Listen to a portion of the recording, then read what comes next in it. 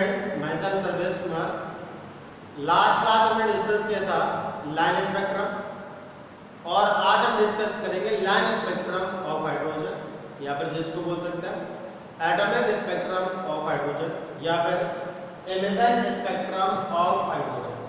ठीक, तो emission spectrum, line spectrum या फिर एटॉमिक स्पेक्ट्रम ऑफ हाइड्रोजन का मतलब क्या है कि जब हम किसी भी ऐसे सोर्स से जहाँ से हाइड्रोजन गैस प्रेजेंट हो वहाँ से जो रेडिएशन इमिट हो रहा उस रेडिएशन को हम प्रिज्म पे डाल के या स्पेक्ट्रोस्कोप पर डाल के एनालाइज करें तो जो स्पेक्ट्रम ऑब्टेन होगा उसे बोलेंगे हम एमिशन स्पेक्ट्रम ऑफ हाइड्रोजन या फिर एटॉमिक स्पेक्ट्रम ऑफ हाइड्रोजन या फिर लाइन स्पेक्ट्रम ऑफ हाइड्रोजन।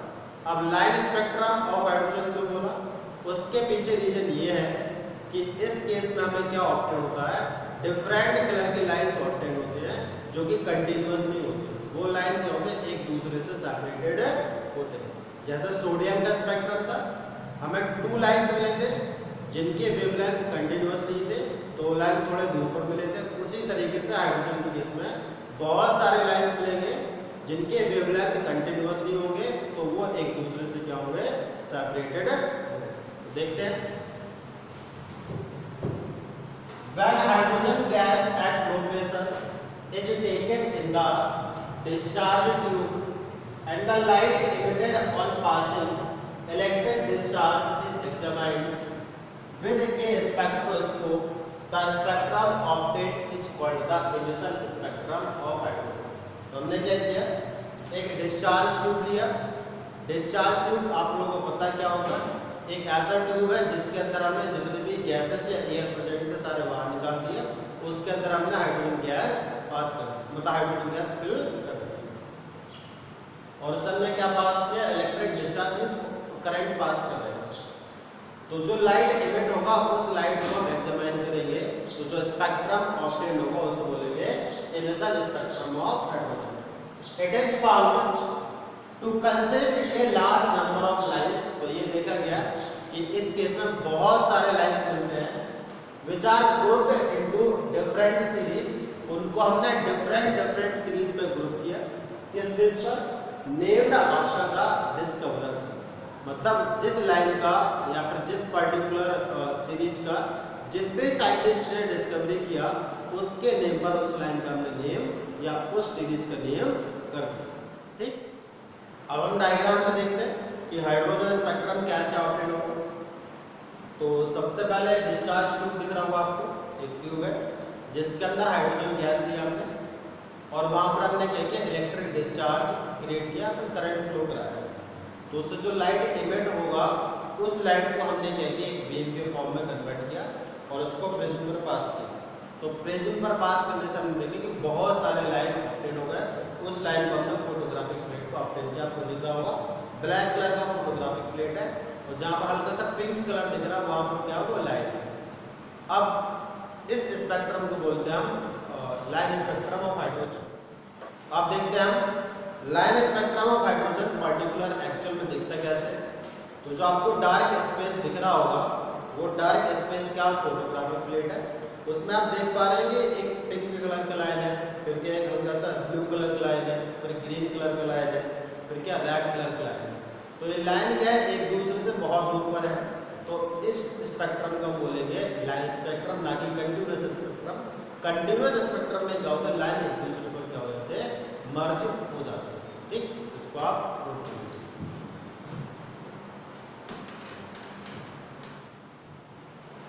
अब देखते हैं हम कि लाइन स्पेक्ट्रम ऑफ हाइड्रोजन कैसे बनता है। तो सपोज करो हाइड्रोजन का एटम है जिसके अंदर केवल एक ही इलेक्ट्रॉन प्रेजेंट हो। अब इसमें हम क्या करें, इलेक्ट्रिक डिस्चार्ज पास कर रहे हैं, अपने इलेक्ट्रिसिटी पास कर रहे हैं। तो जैसे इलेक्ट्रिसिटी पास करेंगे तो उस इलेक्ट्रिसिटी से क्या होगा, ये इलेक्ट्रॉन को कुछ एनर्जी मिलेगा और इलेक्ट्रॉन ग्राउंड स्टेट से क्या करेगा, एक्साइटेड स्टेट में चला जाएगा। वो सेकंड में जा सकता है, थर्ड में जा सकता है, फोर्थ में जा सकता है, फिफ्थ में, किसी में भी जा सकता है। वो इस बात पर डिपेंड करता है कि कितना लाइट का वेवलेंथ उसको ऑब्टेन हो रहा है।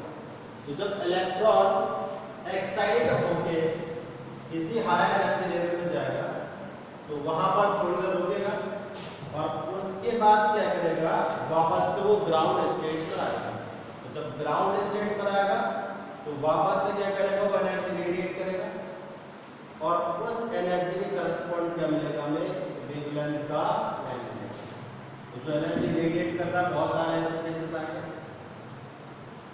अब ऐसे नहीं कि हमारे पास जो भी डिस्चार्ज होता है उसमें एक ही हाइड्रोजन एटम था, बहुत सारे हाइड्रोजन एटम होंगे।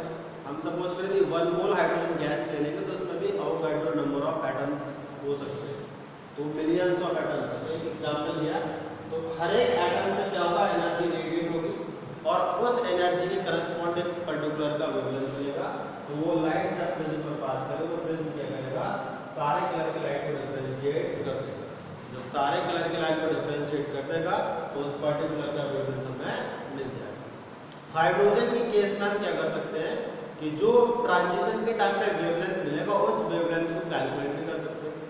सोडियम के लिए इसलिए नहीं कैलकुलेट कर पा रहे थे हम, बिकॉज सोडियम क्या था, एक ऐसा एटम था जहां पर 11 इलेक्ट्रॉन थे और जो बोर का मॉडल था, बोर के मॉडल के अकॉर्डिंग हम जो भी एनर्जी के फॉर्मूले तभी अप्लाई कर सकते हैं जब सिंगल इलेक्ट्रॉन स्पीशीज हो, और हाइड्रोजन क्या है, सिंगल इलेक्ट्रॉन स्पीशीज है। तो सपोज करो इलेक्ट्रॉन 4th लेवल पे चला गया जंप करके और 4th लेवल से वापस से कहाँ आ रहा, 2nd लेवल पर आ रहा, तो डेल्टा ई हम कैसे निकालेंगे, E2 माइनस E4। तो एक बार फिर से समझ लेते हैं क्या हुआ, इलेक्ट्रॉन एनर्जी एब्जॉर्ब करके 4th लेवल पे चला गया, वापस से 4th से 2nd आ रहा, जरूरी कि 4th से 2nd आए, वो 4 से 1 भी आ सकता है, 4 से 3 भी आ सकता है, कैसे भी आ सकता है। तो एक एग्जांपल लिया, कहाँ आ रहा, 4 से 2 आ रहा, तो डेल्टा कैसे निकालेंगे, E2 माइनस E4। E2 का फॉर्मूला क्या होता है हाइड्रोजन के केस में, minus 13.6 Z² upon 2k² Z1 होगा, माइनस 13.6 Z1 होगा स्क्वायर अपॉन 4 यहाँ से क्या निकाल सकते हैं, डेल्टा निकाल सकते हैं और फिर क्या होगा, डेल्टा ही आएगा, डेल्टा इक्वल टू लगा देगा hc/λ। तो जिस पर्टिकुलर वेवलेंथ का लाइट इमिट होगा उस वेवलेंथ को हम कैलकुलेट कर सकते हैं। ठीक, तो हाइड्रोजन के केस में जितने भी लाइन मिलेंगे उन लाइन का हम वेवलेंथ कैलकुलेट कर सकते हैं। अब कैलकुलेट कैसे करना, उसके लिए formula delta E equal to EF minus EI। तो जब डेल्टा E आ जाएगा उस डेल्टा E को हम क्या करेंगे, hc/λ के इक्वल कर देंगे। जब hc/λ के इक्वल कर देंगे तो वहां से क्या आ जाएगा, उस पर्टिकुलर लाइन का वेवलेंथ आ जाएगा। अभी थोड़ी देर पहले मैंने बताया था कि हाइड्रोजन के केस में हम लाइन को ग्रुप करते हैं और उस ग्रुप का नेम देते हैं डिस्कवरर के नेम पर। अब एक कैसे आते हैं जरा उसको भी समझ लेते हैं। सपोज करो हाइड्रोजन के एटम है, इलेक्ट्रॉन फर्स्ट लेवल पे था, एक्साइट होके बहुत ऊपर चला गया, किसी और एनर्जी लेवल पे चला गया, मुझे पता कौन सा एनर्जी लेवल है, इधर पहुंच गया। ठीक, सपोज करो 8th एनर्जी लेवल है, 7th एनर्जी लेवल सपोज करो। अब वापस से नीचे आने के बहुत सारे ऑप्शन है, वो 7 से क्या आ सकता है, 6 है, 7 से 5 भी आ सकता है, 7 से 4 भी आ सकता है, 7 से 3 भी आ सकता है, 7 से 2 भी आ सकता है और 7 से 1 भी आ सकता है। नीचे आ रहा, लेकिन जब 7 से 6 आएगा तो अल्टीमेटली इलेक्ट्रॉन आएगा फर्स्ट पर ही। 7 से 6 आ गया तो 6 से भी नीचे आएगा, उसका 6 से सीधे 1 आ जाए, या फिर 6 से कहाँ जाए, 5 पर जाए, फिर 5 से कहाँ जाए, 3 पर जाए, फिर 3 से कहाँ जाए, 1 पर जाए, या फिर बोल सकते हो 5 से कहाँ जाए, 4 पर जाए, 4 से कहाँ जाए, 2 पर जाए, 2 से कहाँ जाए, 1 पर जाए, 4 से 3 भी जा सकता है, 3 से कहाँ सकता है, 1 भी जा सकता है। तो बहुत सारे चांस है, लेकिन अल्टीमेटली इलेक्ट्रॉन कहाँ आएगा, ग्राउंड स्टेट पर ही आएगा। ठीक, तो थोड़ा सा मैं सेल को हल्का सा डिफरेंट तरीके से रिप्रेजेंट कर रहा हूँ जिससे कि आपको समझने में आसानी रहे।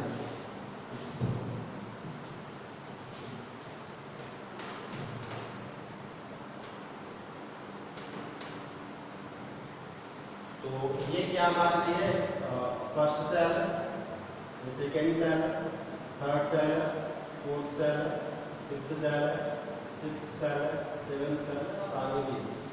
ठीक है, तो ये N=1 है, N=2, n equal to 3, n equal to 4, n equal to 5, equal to 6, n equal to 7। वैसे ऑर्बिट क्या होते हैं, सर्कुलर होते हैं या सेल सर्कुलर होते हैं, बट समझने के लिए हमने इसको ऐसे रिप्रेजेंट किया। तो जब इलेक्ट्रॉन कैसे भी ट्रांजिशन लेके फर्स्ट पर आए, किसी भी तरीके से फर्स्ट पर आए, 7 से फर्स्ट आए, 6 से फर्स्ट आए, 5 से फर्स्ट आए, या मतलब 4 से फर्स्ट, किसी भी तरीके से बनाए, हो सकता है 8 से बनाए, 9 से बनाए, 10 से, किसी से बनाए, तो जो लाइन मिलेंगे उस लाइन को बोलते हैं लाइमन सीरीज। अब लाइमन सीरीज को, बिकॉज इसका डिस्कवरी किसने किया होगा, जो साइंटिस्ट थे लाइमन, उन्होंने किया, तो उसको बोलते हैं लाइमन सीरीज। अब कैसे भी ट्रांजिशन लेके इलेक्ट्रॉन 2 पर आए, तो जो लाइन मिलेगा उसे बोलेंगे बाउंड सीरीज। ठीक। अब जब इलेक्ट्रॉन कैसे भी ट्रांजिशन लेके 1 पर आ रहा था, उसे बोल रहे थे लाइमन सीरीज, और कैसे भी ट्रांजिशन लेके 2 पर आ रहा था, तो उसे बोल रहे थे हम बाउंड सीरीज। ठीक। अब ऐसा नहीं कि 2 तक ही आएगा इलेक्ट्रॉन, 2 तक आया लेकिन 2 के बाद भी नीचे आएगा, लेकिन यदि 2 तक ट्रांजिशन हो रहा कहीं पर भी, तो जो लाइन मिलेगा उसको बोलेंगे हम बाउंड सीरीज। और उसके बाद यदि कैसे भी करके 3 पर आ रहा, और भी ऊपर से 3 पर आ रहा, तो उसे बोलते हैं हम पासन सीरीज।